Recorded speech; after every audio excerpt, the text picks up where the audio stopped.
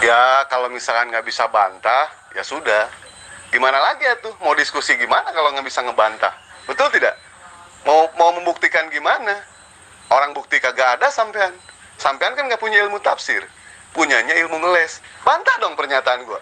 Bisa nggak lu bantah? Kok bisanya cuma ketawa? Kalau cuma bisa ketawa, anak SD juga bisa. Anak PAUD juga bisa.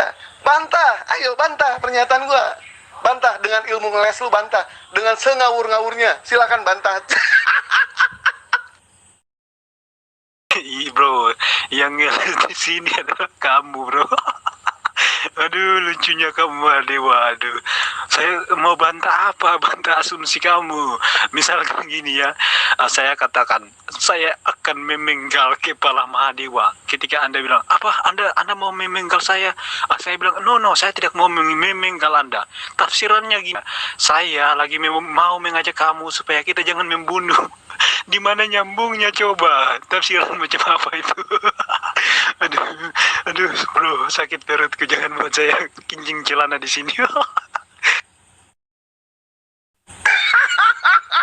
Kirain gue mau membantah ente, gimana sih? Hah?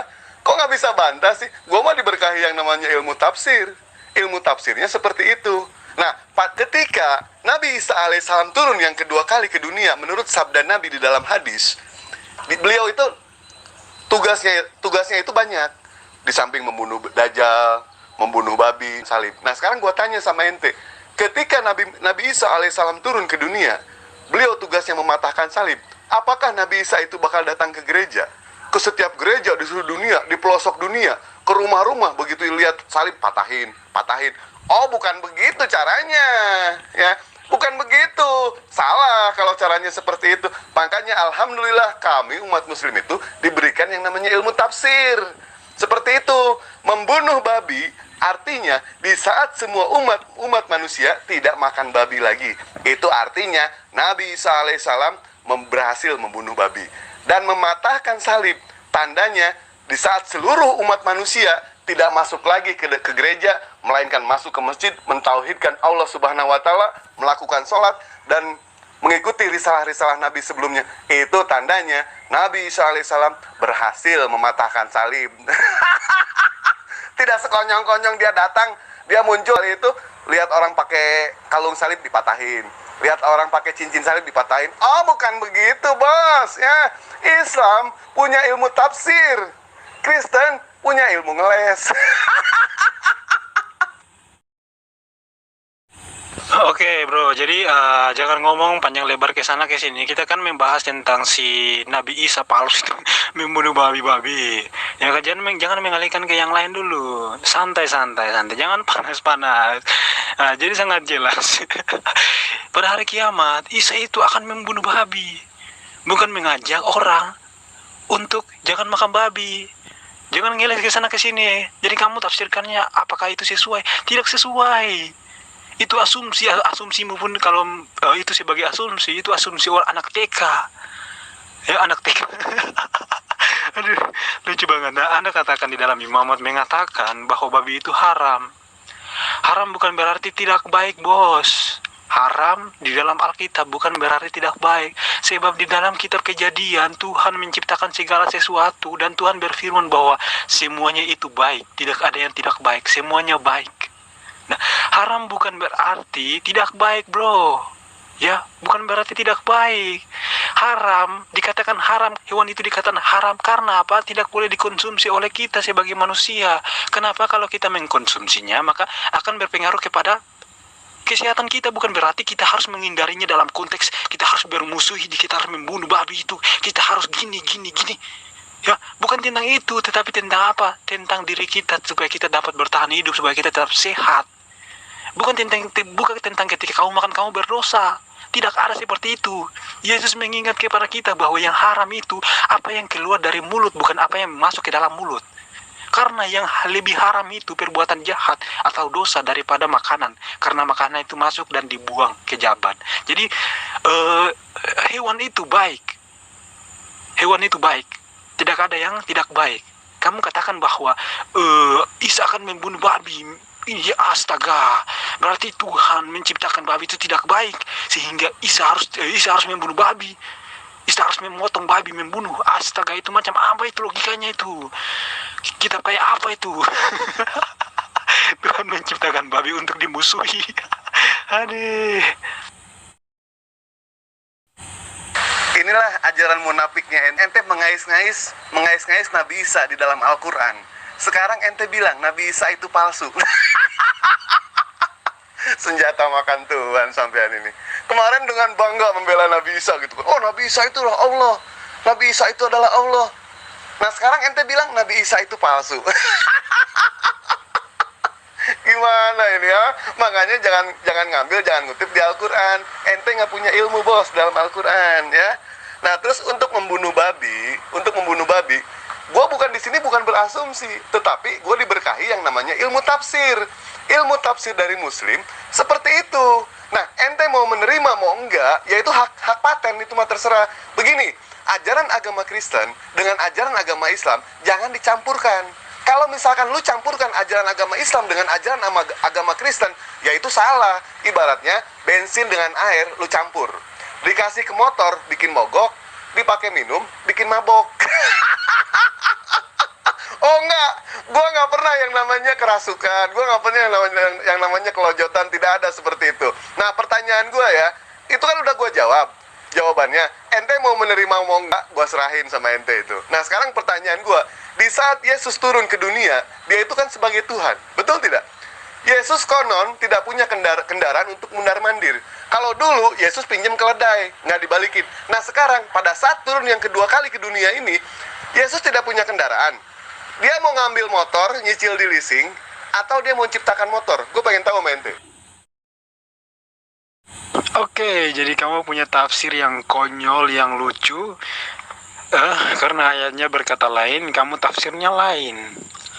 Misalkan ayatnya berkata, jangan makan tai, kamu berkata makan tai.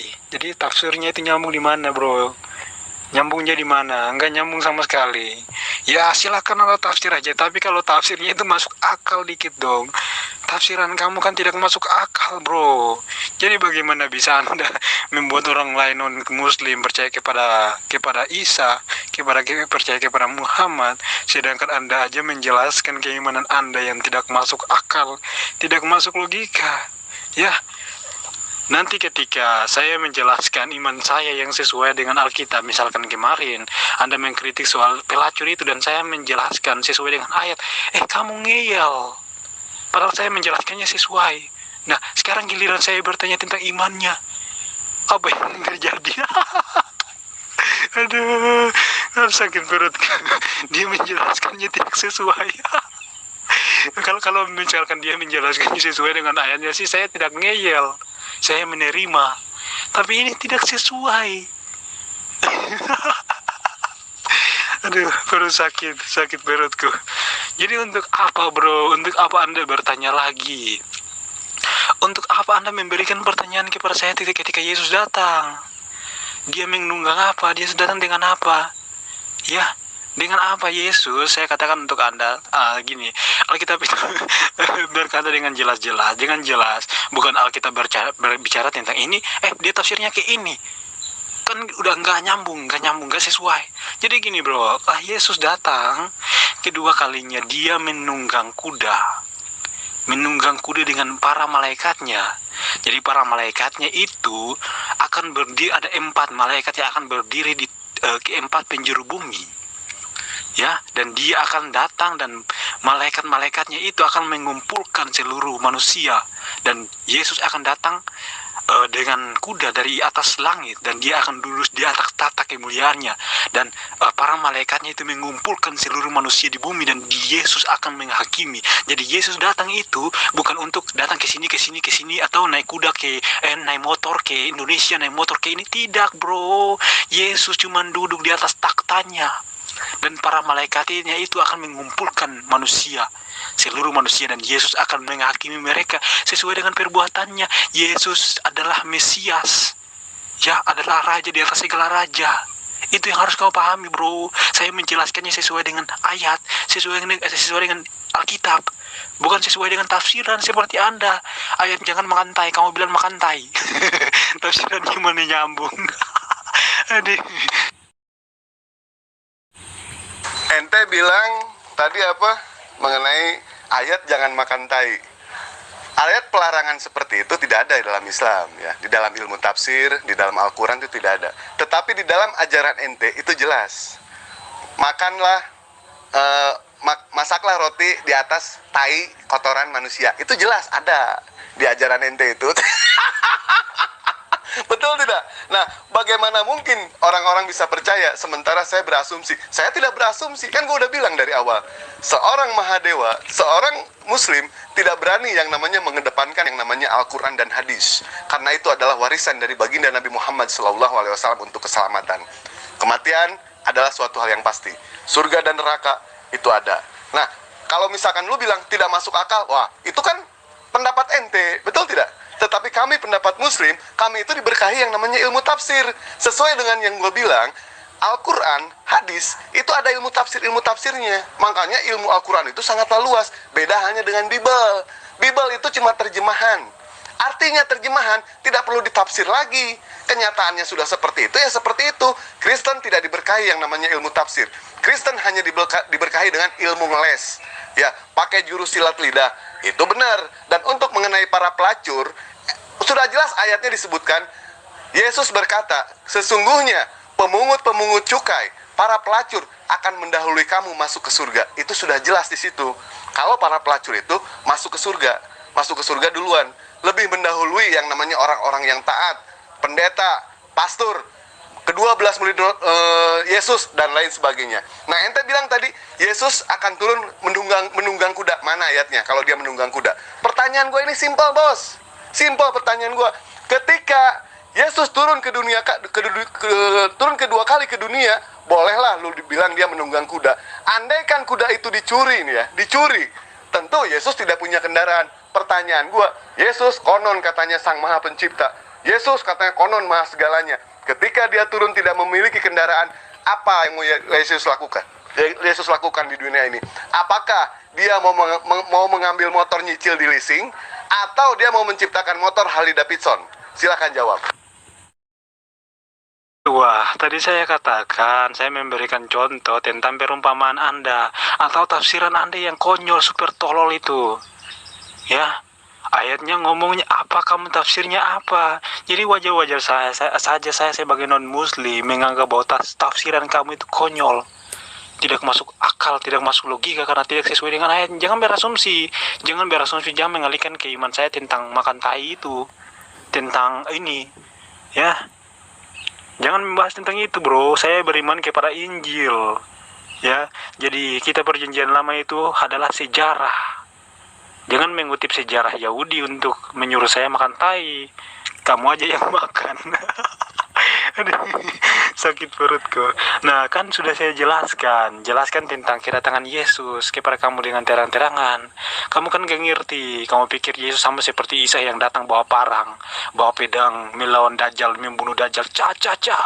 Hiya. Wiro sableng. Atau ketika Yesus datang, Yesus mencari babi-babi.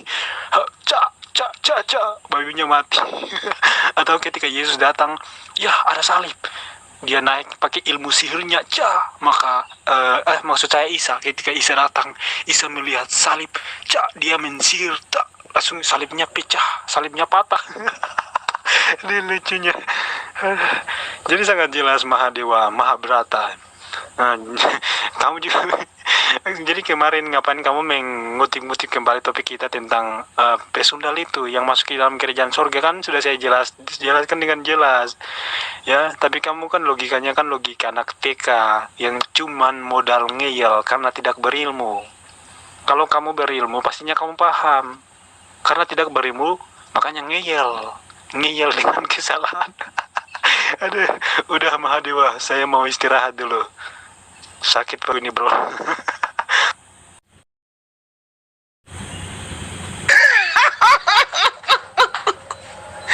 Ente tadi bilang soal sama makan tai, betul nggak? Yang memberikan contoh siapa di situ? Gua kan di sini cuma menyangkal aja, menyangkal berdasarkan ilmu, bukan ilmu tafsir, tetapi ilmu yang ada di dalam Bible. Jelas di situ ya. Makanya kalau ente tidak mau berumpamakan dengan tai, ente jangan bawa tai. Ente bunuh diri kalau bawa tai. Mengenai ente bilang gua ini tafsiran gua konyol. Nah, tafsiran gua konyol gua di mana? Tanya aja ke umat muslim. Umat muslim semua mengerti. Umat muslim semua memahami. Begitu, ya. Ente bilang jangan mengalihkan apa? Kemana-mana. Ya ente yang mengalihkan kemana-mana. Dari tadi gua tanya kok seperti itu. Nah, sekarang pertanyaan gua ya, soal jawaban gua itu, ente mau menerima mau enggak, itu hak ente di situ. Yang jelas tafsirannya di dalam ajaran agama Islam seperti itu. Walaupun itu konyol menurut ente, tapi masuk akal menurut orang-orang yang berakal, orang-orang yang beriman. Sekarang pertanyaan gua, ketika Yesus turun ke dunia kali sebagai Tuhan, konon katanya beliau itu adalah sang pencipta, maha pencipta. Beliau tidak punya motor buat mondar-mandir. Apa yang mau dilakukan sama Yesus? Apakah Yesus A mau menciptakan motor, B mau nyicil motor di leasing, atau C dia mau jadi curanmor? Silakan jawab. Kan sudah saya jelaskan di atas, Mahadewa. Ngapain diulangi lagi? Ngapain kamu memaksa saya datangkan? Aduh, tafsiran kamu yang tadi aja kamu tidak bisa membenarkannya. Kamu memberikan tafsiran yang konyol. Selesaikan dulu topikmu yang tadi tentang tafsiran kamu. Katanya Isa datang membunuh babi, dalam arti mengajak supaya jangan makan babi. Tapi jelas ayat itu berkata Isa akan membunuh babi. Dia akan membunuh babi, mematakan salib. Mana ada di situ mengajak supaya kita jangan masuk Kristen, kita jangan makan babi. Mana ada di situ. Sekarang gini, akan memberikan tafsiran bahwa mematakan salib itu dalam arti tidak boleh ada yang beriman lagi kepada Yesus, dalam arti tidak boleh menyembahnya. Dalam arti ketika Isa datang Isa memaksa orang-orang yang tidak mau mengikutinya. Dia memaksa supaya orang-orang masuk percaya kepada dia, sebagai dia kepada dia. Ya, dia memaksa. Kalau pada hari kiamat menurut iman Kristen akan muncul Yesus palsu. Yesus berkata bahwa percayalah kepada Yesus berkata di dalam Matius 24 bahwa pada hari terakhir banyak orang akan datang dengan memakai namaku dan berkata akulah dia, dan mereka akan menyesatkan banyak orang. Dan pada waktu itu akan terjadi penderitaan yang dahsyat. Jadi hari kiamat itu bukan tentang apa, tentang penderitaan, tentang siksaan. Dan itu semua dituliskan di dalam apa? Di dalam hadis, di dalam Al-Quran. Isa datang membunuh babi, mematahkan salib, berperang melawan Dajjal segala macam. Ya. Aduh, lucu. Bro, iya, saya akui bahwa Islam itu diberikan ilmu ngeyel.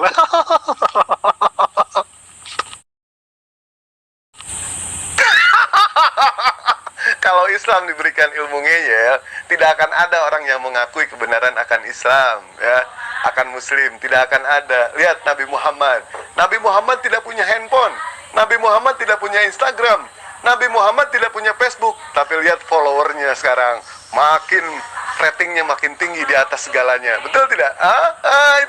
Itu udah kebukti. Nah sekarang itu tolong dong pertanyaan gue ya, jawab sengawur-ngawurnya, jawab pakai ilmu ngeles, jawab dengan kegilaan lu. Ketika Yesus turun ke dunia kedua kali ke dunia, konon tidak punya kendaraan buat mondar-mandir. Pertanyaan gue itu, apakah Yesus mau menciptakan motor? Atau Yesus mau nyicil motor di leasing? Atau Yesus mau jadi curanmor? Atau lu punya jawaban yang lain? Silakan jawab sengawur-ngawurnya, lu jawab itu.